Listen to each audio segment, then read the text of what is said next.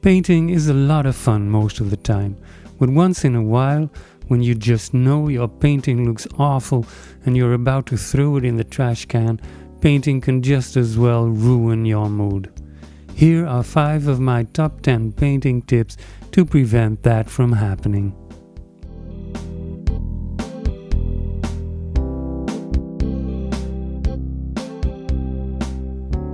Do you know that feeling as if a painting is painting itself?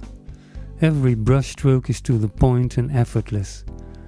I wonder what could be the secret. After comparing a few of my paintings that gave me this feeling, I came to the conclusion they all had one thing in common. I spent a lot of time on the design. Of course, a good design is no guarantee for a good painting, but it makes it a lot easier.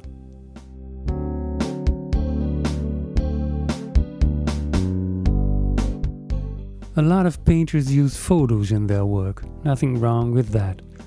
But you can't just copy a great picture and think it'll automatically turn into a great painting. A painting often needs a little more than that.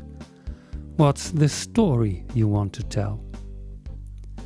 This is a nice enough picture. I like the high viewpoint and the calm ocean, but it needed some changes before it could be the starting point of a painting. So I copied the ocean and pasted it into an empty canvas. Copied the sky from another picture, pasted it above the horizon and created a reflection in the bottom part. Wasn't satisfied with the sky, so I tried another, much darker one. There you go. All these elements combined now tell the story of the calm before the storm.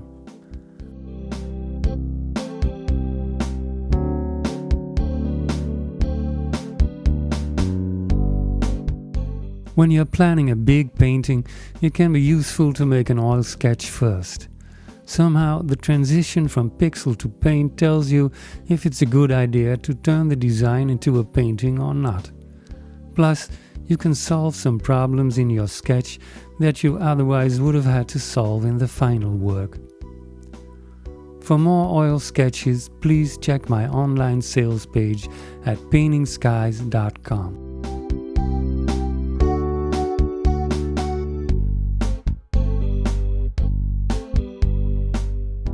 A fellow painter once said to me, failing to plan is planning to fail.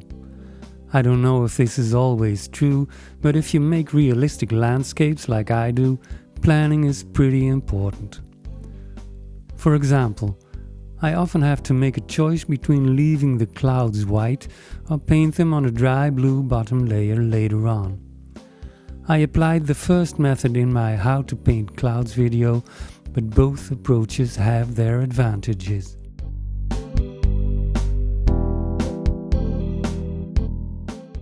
This is maybe the most important of my top 10 painting tips.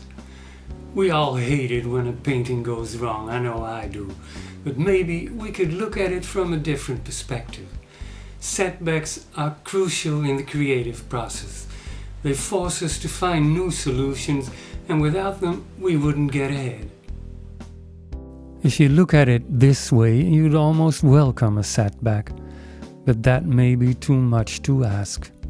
I still get grumpy. Setbacks force me out of my comfort zone, and who likes that? So what can you do? Why don't you try something new?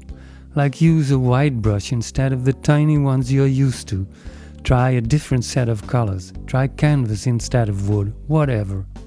What's the worst that can happen? Even if your painting ends up in the trash can, you will have learned a thing or two. And if you keep on learning, the results will follow.